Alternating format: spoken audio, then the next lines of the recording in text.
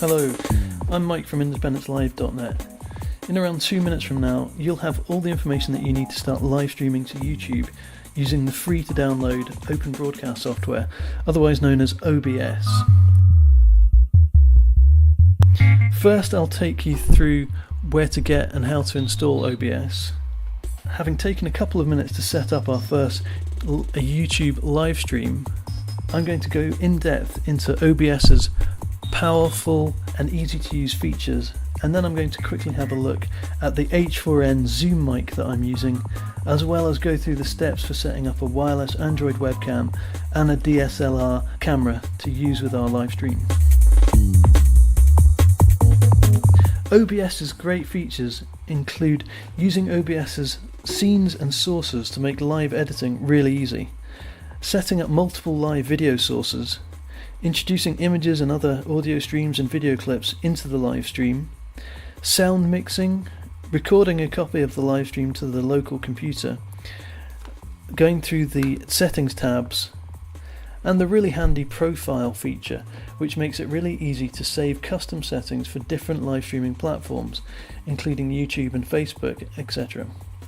To finish up, I'll look at my high quality H4n Zoom mic, which is plug and play for Linux, and the Android phone wireless webcam and DSLR HDMI wired camera.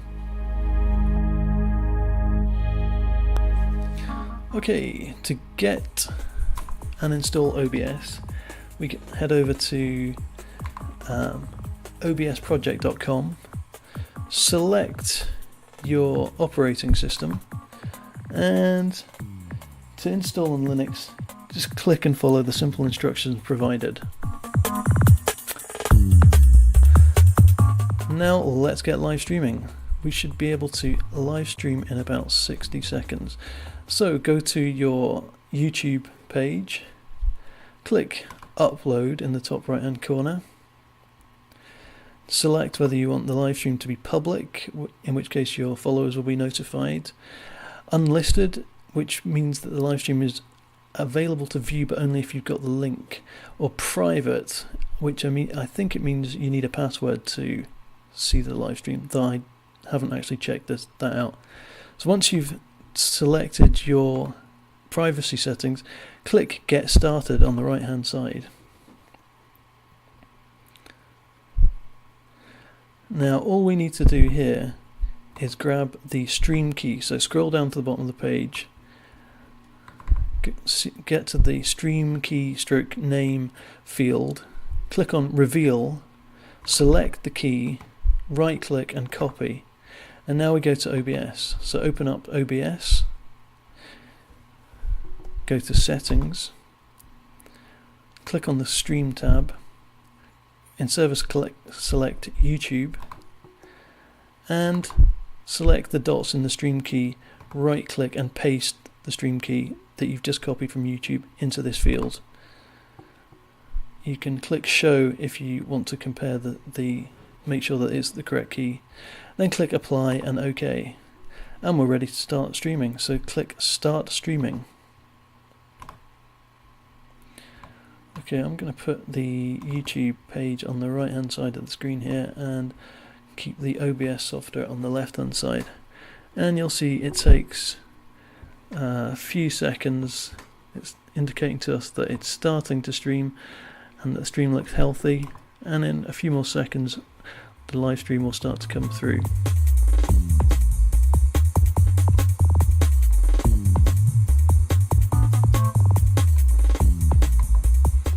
And there we go, that's us live streaming to YouTube in about 60 seconds. Okay, so let's have a more in-depth look at OBS. So OBS can be used in studio mode, which is what we're in at the moment, and to enter studio mode just click studio mode button. In studio mode, everything on the right hand side panel, everything in the right hand side panel is what is being live streamed to YouTube. So you can see as my and everything in the left hand panel is what we're setting up to introduce into the live stream or transition into the live stream. So OBS works primarily with scenes and sources, and scenes, you can have as many scenes as you like, and each scene can have as many sources as you need. In this scene, which I've called Linux laptop screen, which is the screen capture video feed, I've got two sources. One is the Independence Live logo image, and the second source is the screen capture video feed. In the second scene that I've set up, I've got the video feed from my Android webcam. So if we can transition the Android webcam into the main live stream panel, and you'll see that now becomes all that the audience can view. So now we can just transition the screen capture feed back. So to look a little bit more in depth into scenes and sources, we can add a new scene, and we could call this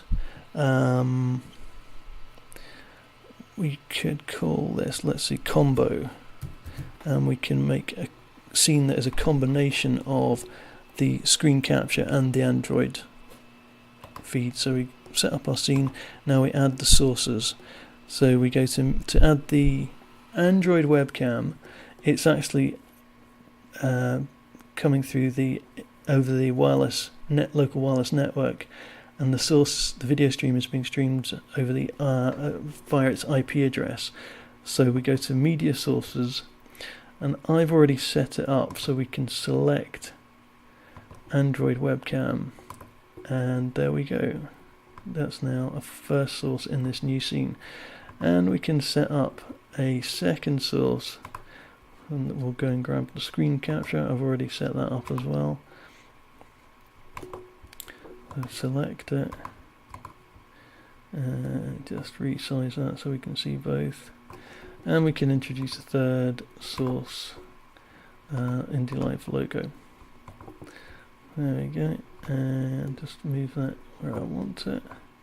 Okay, so that scene is now ready to set up, ready to transition into our live stream. So just click transition, and you'll see that now becomes what the viewers can see. We'll transition back to the desktop. Other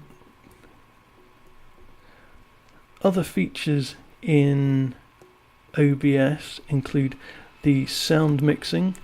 So so I'm using an external mic. I'm using an H4n Zoom, and if you click on settings and properties, you can select. I could be using the internal mic on the laptop, but I've got this Zoom mic USB connected, and that's what I'm using for a higher quality audio. If we introduced, for example, a video stream, a video clip, then we could adjust or mix the sound of the video clip. So let's just go to media sources again, and we'll just call this video clip, and we'll go and find a video clip on the local machine here that let's see, let's just pull up this video clip. This is just a short video clip from the Independence Live created. I'll just transition in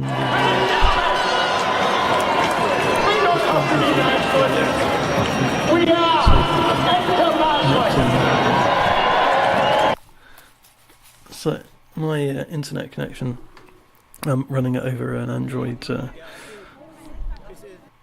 hotspot at the moment, and so it's not the greatest, and it's sort of struggling to manage to keep up with all these different things. But that's an example of mixing in a video clip and mixing in the microphone and the audio from the video clip.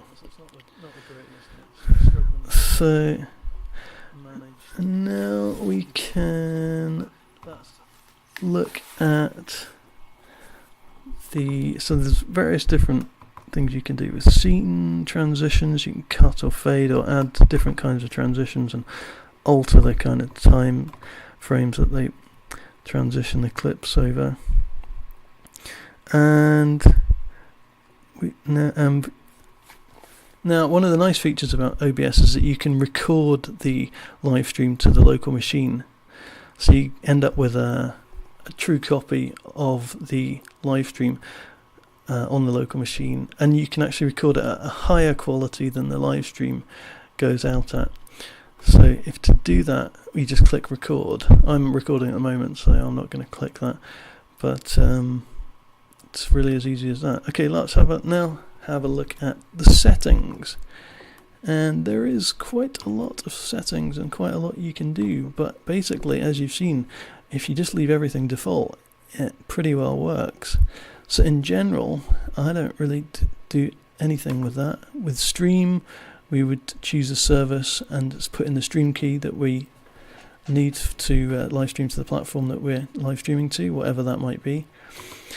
Output, this is where you can make changes to what's recorded locally.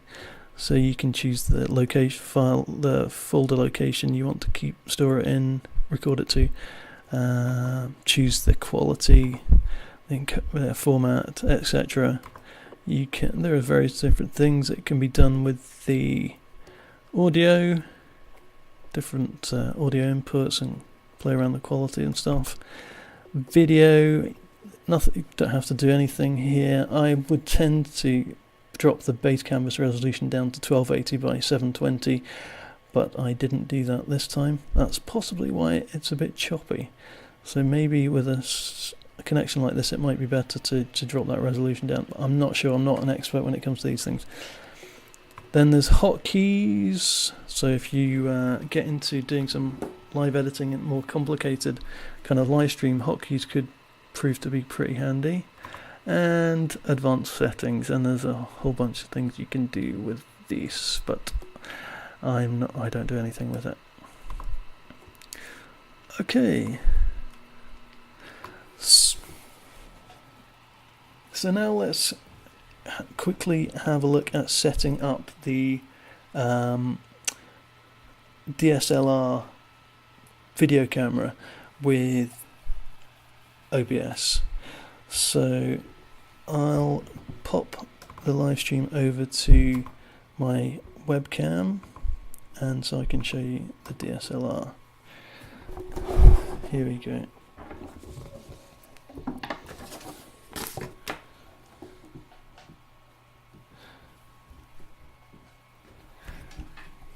So this is the DSLR Canon D5. And what we do to get this working is we plug a mini HDMI cable. Well, I've got an HDMI cable here with a mini on one end and a normal HDMI connection on the other end. And we plug in the mini HDMI connector into the DSLR, its HDMI port. And to do this, we need one of these little expensive little boxes. They're about 200 quid, although you can get kind of cheaper versions. This is a USB to HDMI capture, and this one's a Magwell. It just seems to work out the box with Linux. So you plug in the HDMI cable into the HDMI side of the Magwell capture box, and just plug a standard USB cable.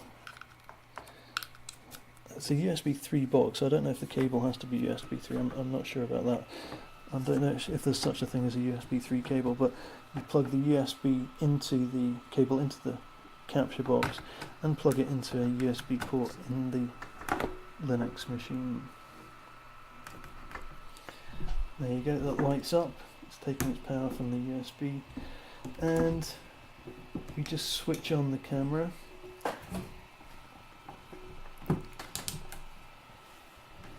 Power it up and click live view, and you'll notice that the live view doesn't actually come up on the camera anymore. It comes up on the screen. So now we'll add the DSLR we'll create a new scene called DSLR, and we'll add the DSLR as a source. So we go to video,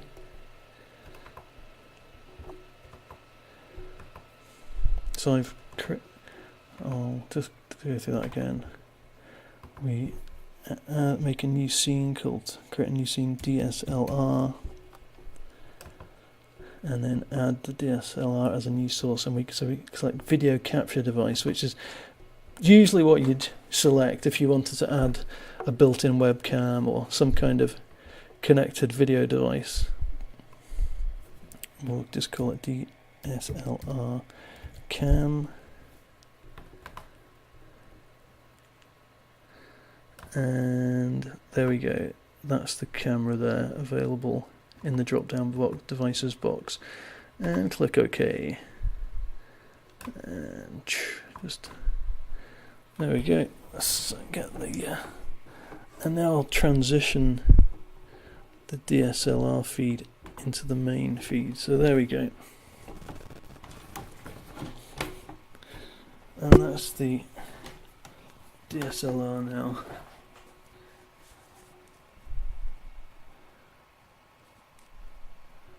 Easy as that. So simple. Really quite incredible. Okay, so we can have a look at the setup that I've got going here now. You can see the Zoom mic here. And this is the wireless Android webcam and the Linux laptop. So that's the DSLR working there now. Now let's have a quick look at setting up the Android phone as a wireless webcam. So basically what you do is to get the webcam working, you go to the Google Play Store.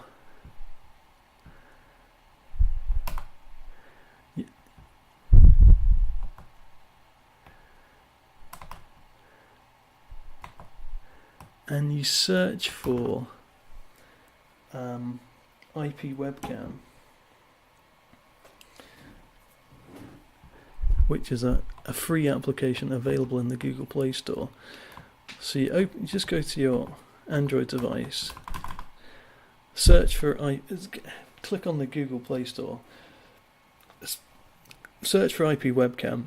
It's the first application that comes up. Install it, open it up.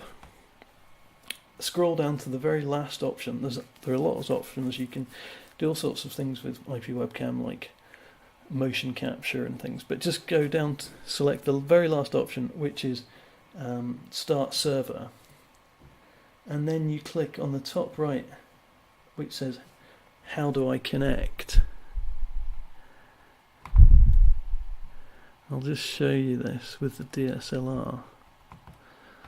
So I don't know if you can see that in enough clarity, but in the top right hand corner here there's a button that says How do I connect? Click How do I connect, and then it says Connect Directly, and you click Connect Directly, and then tap I'm using Wi-Fi router, and it pops up the IP address that the Android device is connected to the local network on. So once you've got the IP address, so once the IP cam is up and running on your Android device and you've got the IP address for it, then you just head over to your web browser on your machine that's also connected to the local network. Put in the IP address that it is displaying on its screen, that the Android device is displaying on its screen. So it's 192, in my case it's 192.168.43.1, and then it's on port 8080, so you put :8080 and tap and hit enter, And there we are, logged into the IP webcam server on the Android device. So click browse, and now we're seeing the video feed from the Android website in our web browser. And to set this up on OBS, just go to Other Viewing Methods, Advanced,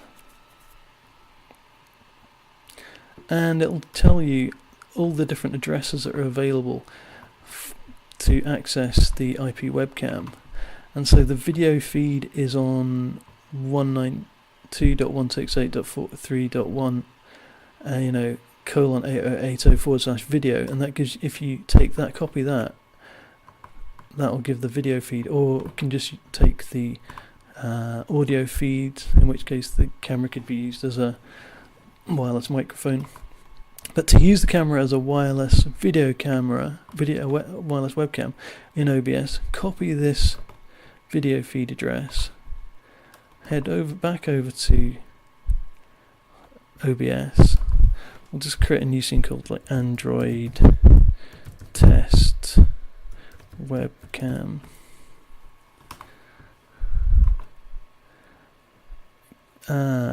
Select add a new source.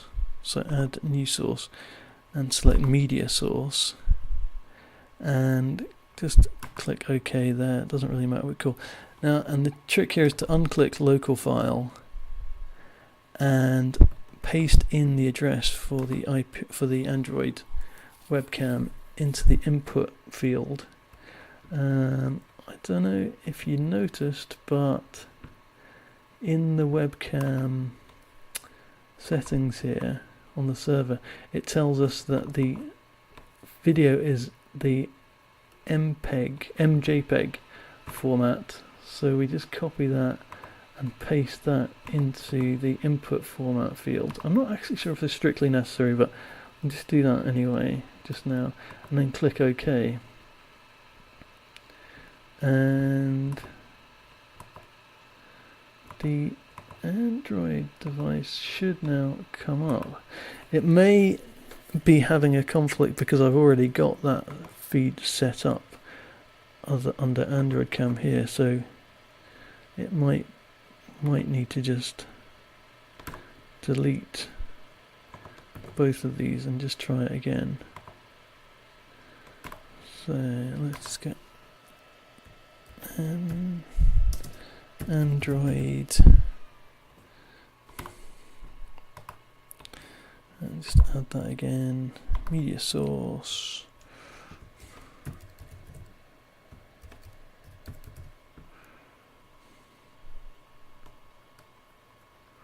and that's not going to like that. Just call that because it's already been set up. I think it might be causing problems. We'll just leave it named media source. Go back, copy that URL,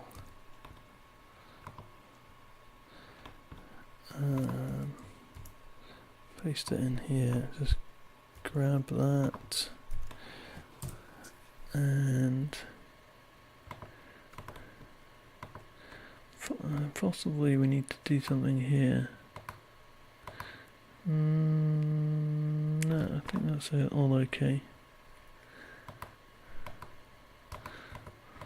So it's not showing up now, but let's take out that source and see if we use the existing one that I added earlier on.